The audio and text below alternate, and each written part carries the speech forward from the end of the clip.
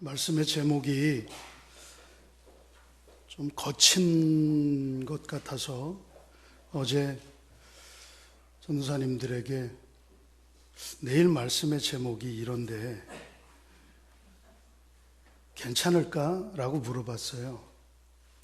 그랬더니 뭐 특별한 대답을 딱히 안 하더라고요. 그래서 괜찮다는 그러한 뜻으로 알았는데, 여러분 말씀 제목 같이 한번 읽어볼까요? 시작. 그렇습니까? 꼰대라고 하는 말 요즘 심심찮게 들립니다. 꼰대라고 하는 말을 심심찮게 듣는데, 사실 꼰대라고 하는 말은 저희 학교 다닐 때 선생님을 꼰대라고 그랬거든요.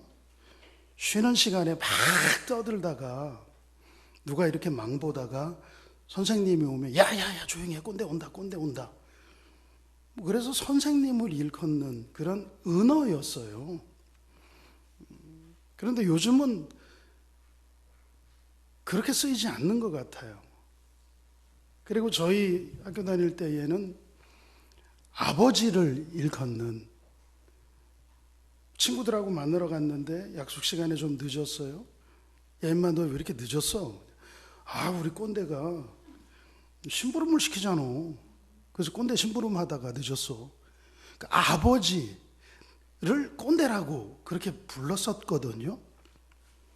근데 저희 때는 아버지나 선생님을 일컫는 우리 세대만의 그런 은어가 꼰대였었어요. 근데 지금은 의미가 다르게 쓰이더라고요. 제가 저희 막내 딸, 이제 고등학교 1학년 된 막내 혜빈이에게 설교 준비하면서 잠시 물어봤습니다. 꼰대가 무슨 뜻이니?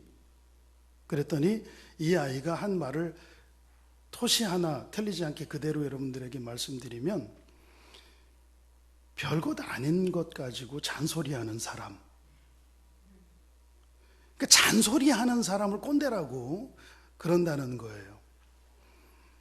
제가 그래서 국어사전을 찾아보았습니다.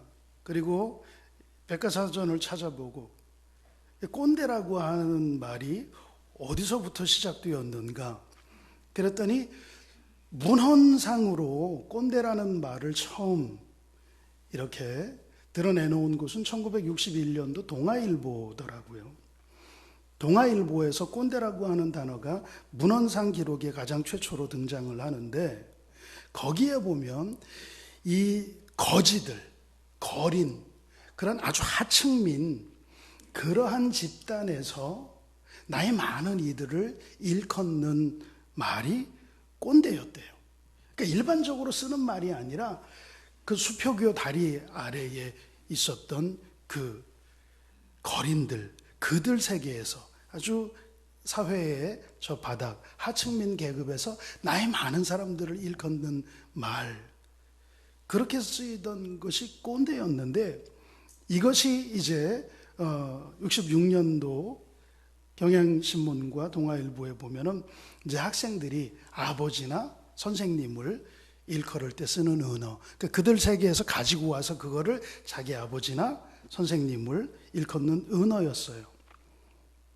그런데 이게 의미가 변하기 시작한 게 1970년도 KBS에서 방영한 드라마, 모 드라마를 통하여 꼰대라는 말이 나오면서 이제 의미가 조금씩 변하기 시작한 것이, 자기의 높은 지위를 이용해서 자기보다 낮은 지위의 사람들에게, 혹은 나이가 많은 사람이 나이가 어린 사람들에게 자기의 경험을, 또 자기의 직분과 직급과 권위를 가지고 무언가를 강요하는,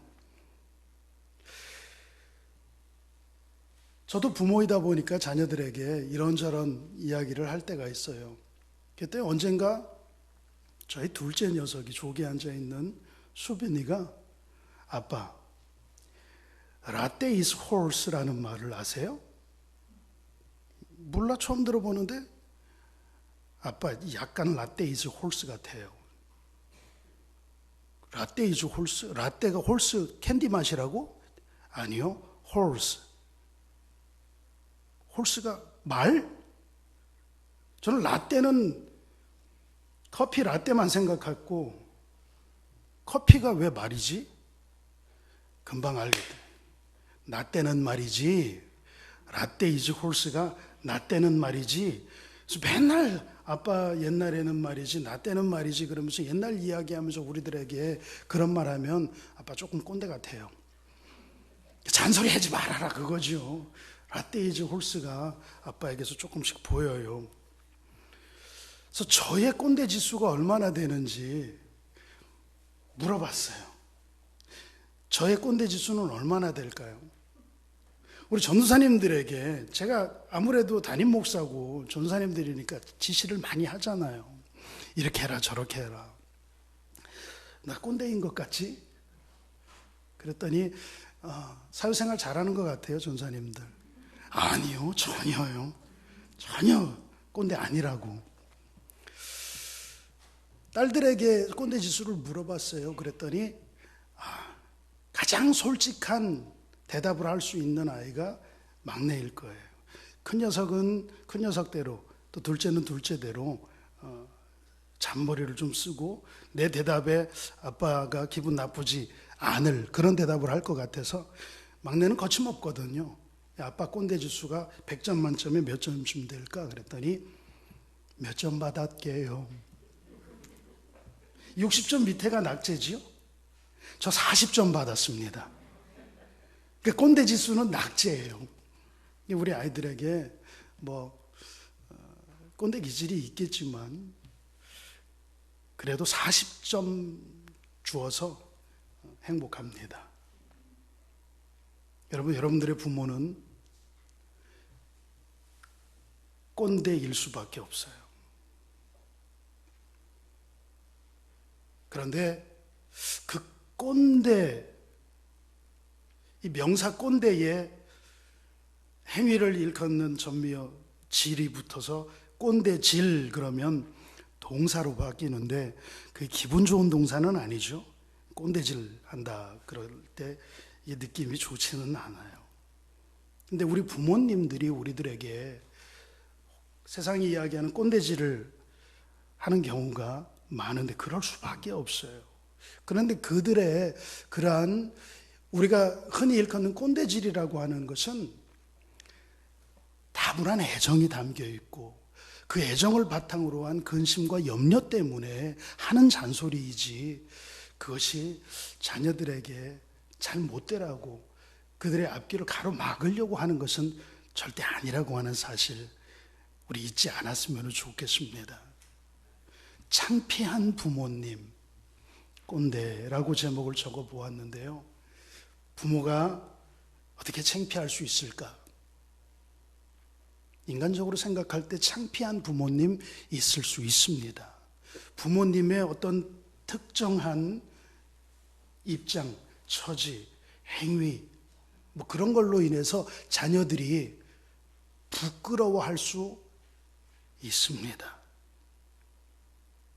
오늘 저는 창세기 9장 20절로 27절 본문 말씀을 통하여 여러분들과 나누고 싶은 이야기가 많지만 한 가지만 여러분들과 좀 나누고 싶은 것이 있다면 부모의 허물을 덮어주고 가려주자라는 그러한 말씀을 나누고 싶어요.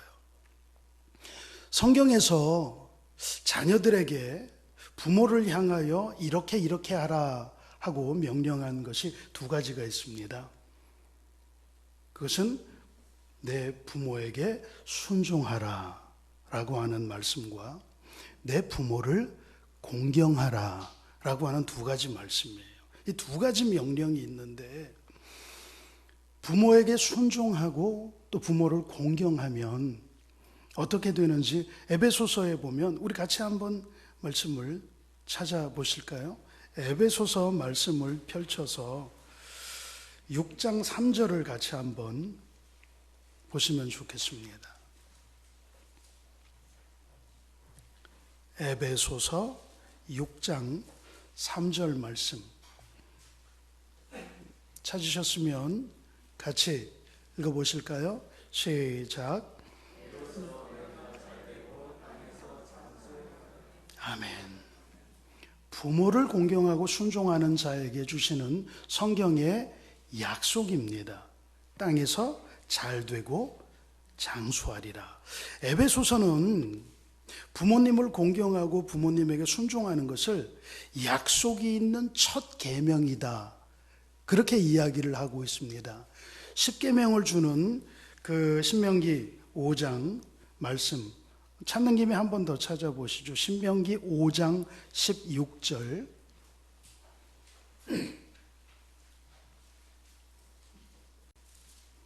신명기 5장 16절 같이 읽습니다. 시작.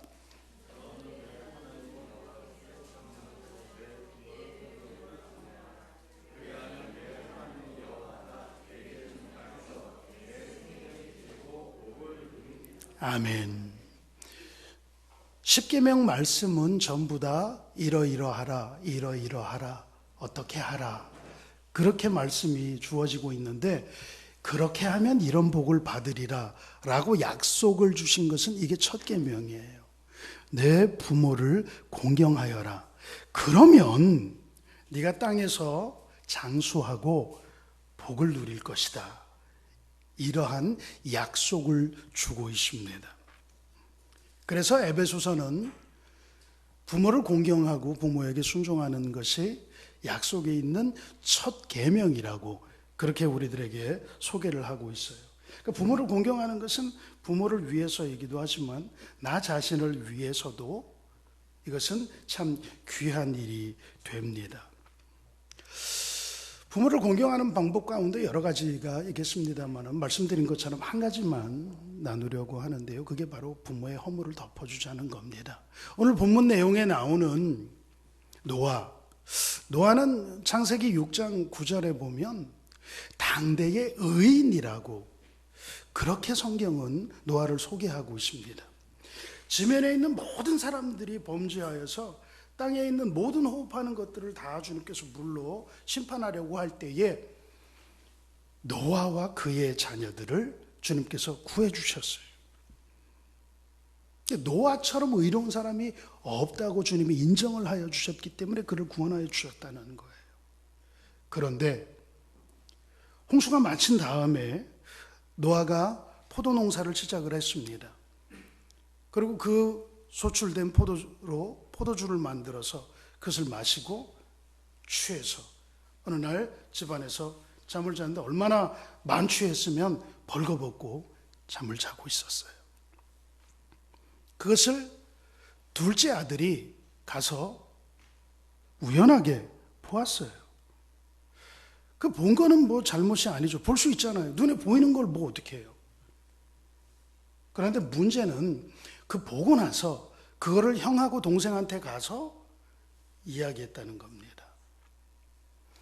우리 한글 성경으로만 보면 그냥 이게 뭐 그럴 수도 있지로 생각할 수가 있겠는데 잘못은 누가 했어요? 누가 술 먹고 대낮에 뻘거벗고 잘해? 아빠가 잘못한 거지 라고 할 수도 있어요. 그런데 히브리 성경으로 이 본문을 가만히 들여다보면 이 함 참 못됐다, 그런 느낌이 와 닿습니다. 제가 한번 읽어 볼게요. 와야르 함 아비카나넷, 여기까지는 문제 없어요. 함이, 가나안의 아버지 함이 보고, 이거는 문제가 없어요. 뭘 봤어요? 아버지가 벌거벗고 주무시는 것을 보았다. 이 와야르는 말씀드린 것처럼 그냥 보이는 거예요. 마스크 쓴 게 보이고 코사지 꽂은 게 보이고 눈에 보이는 거예요.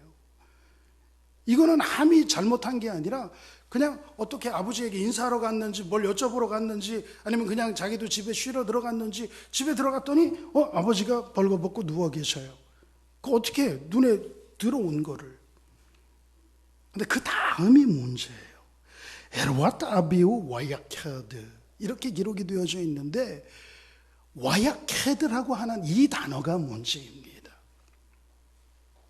가서 그 아버지의 하체를, 이 하체라고 하는 에르와트라고 하는 말은 아비의 그 심볼을 상징을 하는 그런 단어입니다.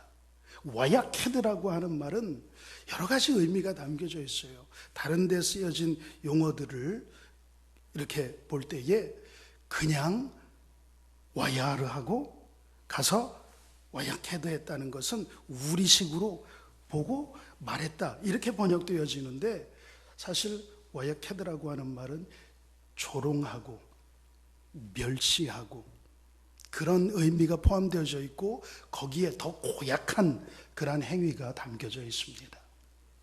그냥 본 것이 아니라 몹된 짓, 몹쓸 짓을 했다는 그런 의미를 담겨져 있고, 그리고 그것을 가서 그냥 이야기한 것이 아니라 아버지의 그 하체를 조롱하고 질시하고 욕했다는 거죠.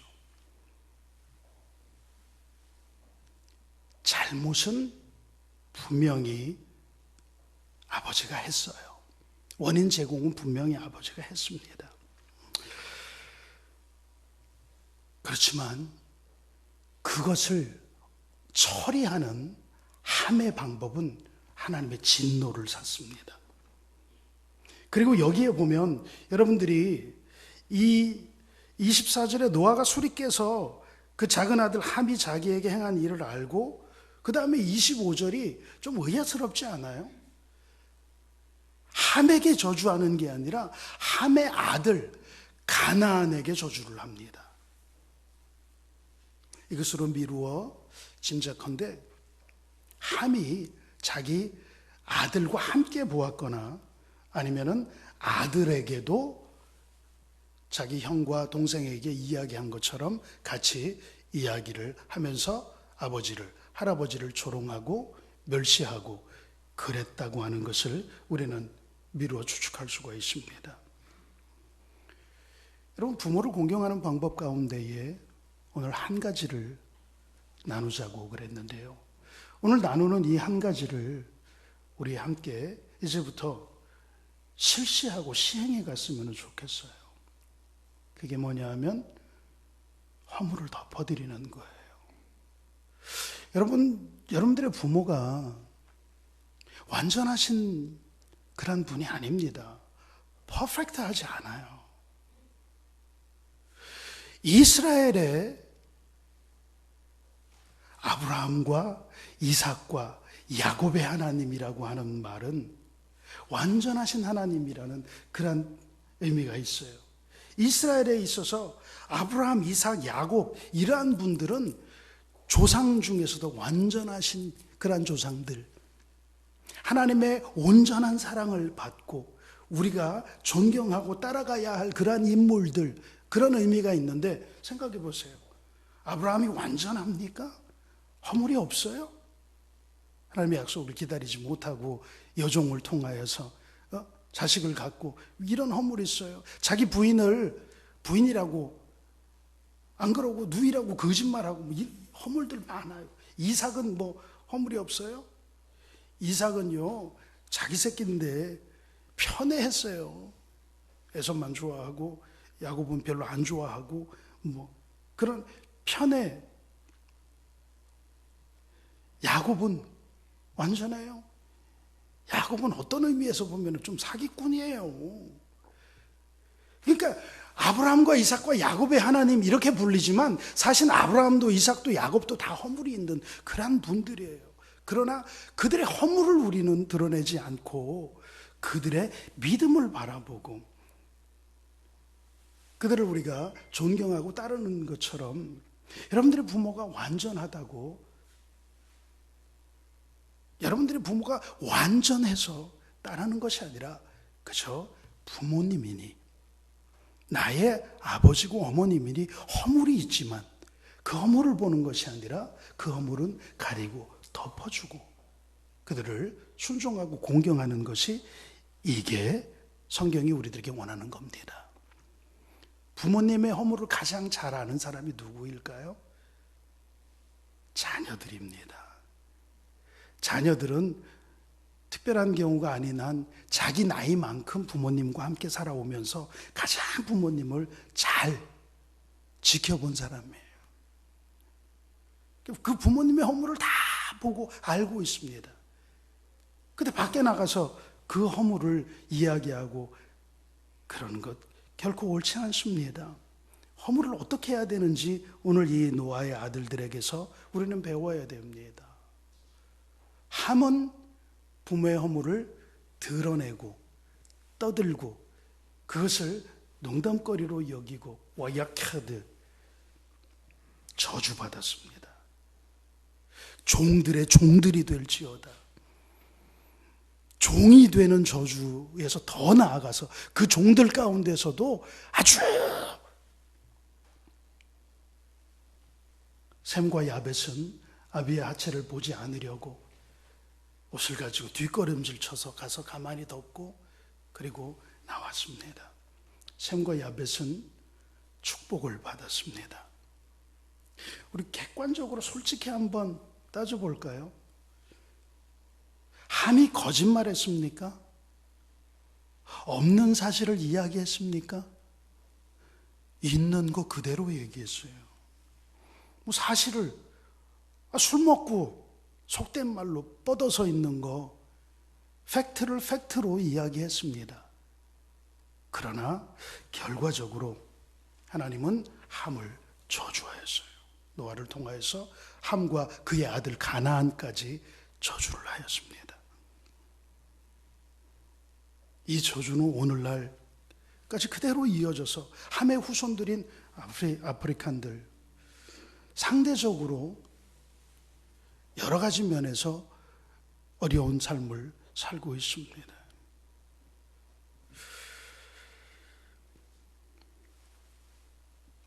함이 누구에게 가서 이야기했는지도 여러분들 주목해 보아야 돼요.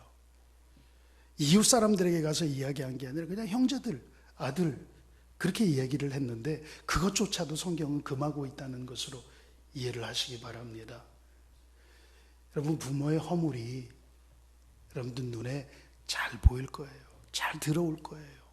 그럴 때 그 허물을 동서지간에 떠들고 형제끼리 자매끼리 엄마가 말이야 아빠가 말이야 그러는 것 주님 기뻐하시지 않습니다.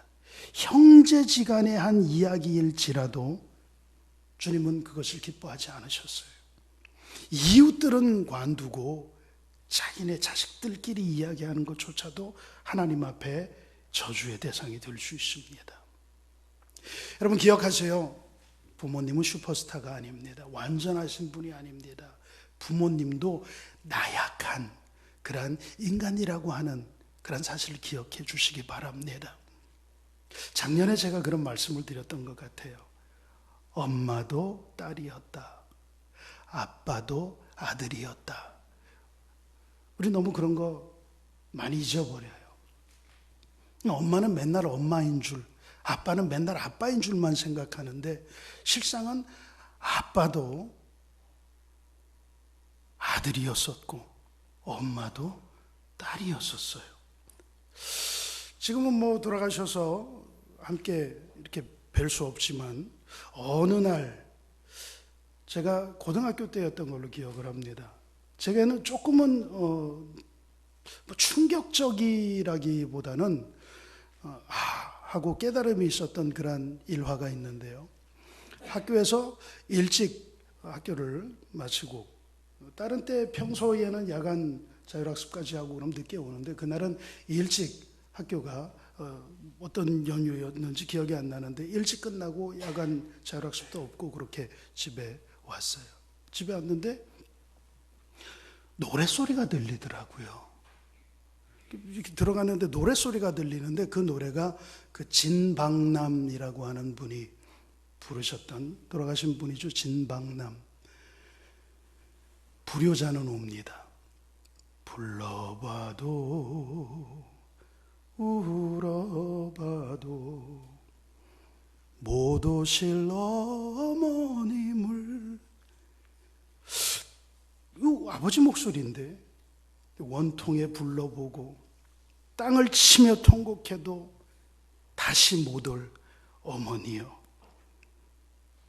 불초한 이 자식은 생전에 지은 죄를 엎드려 빕니다. 그냥 가만히 노래 부르고 있는데 들어가기 뭐해서 그 노래를 이렇게 듣고 있는데 노래가 나중에는 노래가 아니라 정말 통곡 소리가 되시더라고요. 그 울고 계시는 거를 제가 고등학교 때 봤어요. 집에 못 들어가서 도로 나갔어요. 아버지가 우는 모습을 처음 봤거든요. 그러니까 아무도 없는 집에서 방에서 홀로 누우셔서 그러니까 엄마 생각이 나셔서 그 노래를 부르시면서 우는 모습을 제가 처음 봤어요. 그러고 아버지도 엄마를 그리워하는 아들이구나. 아버지는 늘 가정을 품고 가정을 지키는 그러한 든든한 기둥인 줄만 알았는데 여러분들의 어머니는 짜장면이 싫다고 하셨어. 어머니도 짜장면 좋아하셔요. 그런데 자식들 먹이려고 여러분들의 어머니도 엄마가 보고 싶은 80세가 되고 90세가 돼도 엄마가 그리운 그런 딸입니다. 그런데 우리는 부모님은 전혀 그런 감성이 없는 분들인 줄로 생각할 때가 있어요. 아니요. 부모님도 연약한 사람입니다. 그리고 허물이 있는 그러한 분들입니다. 그러한 분들에게 그 허물을 드러내고 꼰대라고 이야기하면서 그들을 와약헤드 하는 이러한 태도는 버리고 이제 좋은 이야기, 자랑스러운 이야기. 솔직히 제가 무슨 40점이겠어요. 80점은 되겠죠. 그래도 딸들이 아빠는 40점이에요. 아빠는 그렇게 꼰대 아니에요. 라고 이야기해 주니까 그게 그냥 생각해서 하는 말이고 살짝 반은 거짓말인 줄 알면서도 기분 좋은 것처럼 여러분들도 여러분들의 부모의 허물을 들춰내기보다는 참 좋은 아버지입니다. 참 좋은 어머니입니다. 라고 그렇게 말씀드리면 좋을 것 같습니다. 말로 부모를 부끄럽게 한다든지 말로 부모에게 상처를 준다든지 하는 그러한 일들이 우리들에게 적어도 이 성일교회 성도들에게는 없었으면 좋겠습니다. 오늘부터라도 허물은 덮고 좋은 것을 이야기해주는 자녀들에게조차도 너희 할머니는 말이야, 너희 할아버지는 말이야 맨날 술만 먹고 그렇게 이야기하지 말고요. 너희 할아버지는 참 정이 많은 분이어서 겉으로 드러나기에는 거칠어 보였는지 모르지만 정말 속정이 깊으신 그러한 분이었단다. 너희 할머니가 너희를 얼마나 끔찍하게 여기는 줄 아니. 이렇게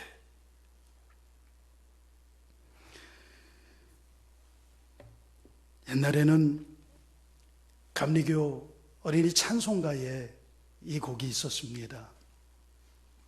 그리고 초등학교, 국민학교 때 교과서에도 실렸던 곡이에요. 우리 감리교회의 윤춘병 목사님께서 작사한 곡인데 높고 높은 하늘이라 말들 하지만 나는 높은 게 또 하나 있지. 낳으시고 기르시는 어버이 은혜. 푸른 하늘 그보다도 높은 것 같아. 근데 이게 3절까지 있는데요. 이게 교과서에 실리면서 2절까지만 실리고 3절은 빼버렸더라고요.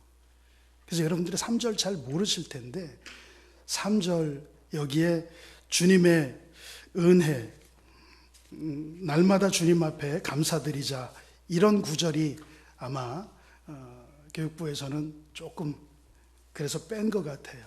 우리 3절 찬양 함께 드리고 말씀 마치도록 하겠습니다.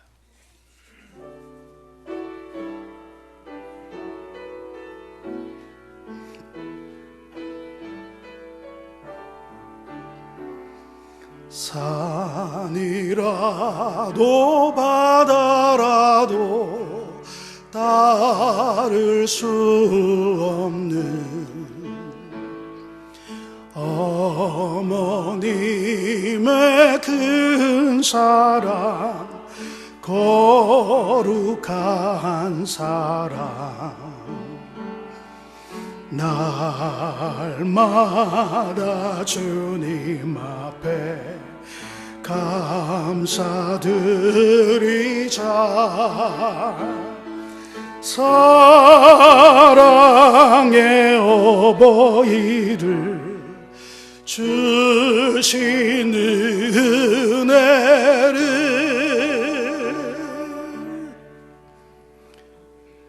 꼰대질을 한번 또 해야 되겠네요. 1절은 가사를 바꿔놓고 3절은 안 바꿔놨네요. 이게 어머님의 은혜, 이거를 어버이 은혜로 바뀐 지가 오래입니다. 이 어머님 은혜를 그러면 아버지들은 개털되잖아요. 그래서 이 가사가 산이라도 바다라도 따를 수 없는 어버이 은혜.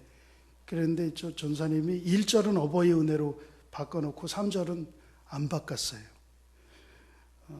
꼰대질이라고 하면 할 수 없어요. 어버이 은혜입니다. 아버지들 서운해하지 마시고요. 네.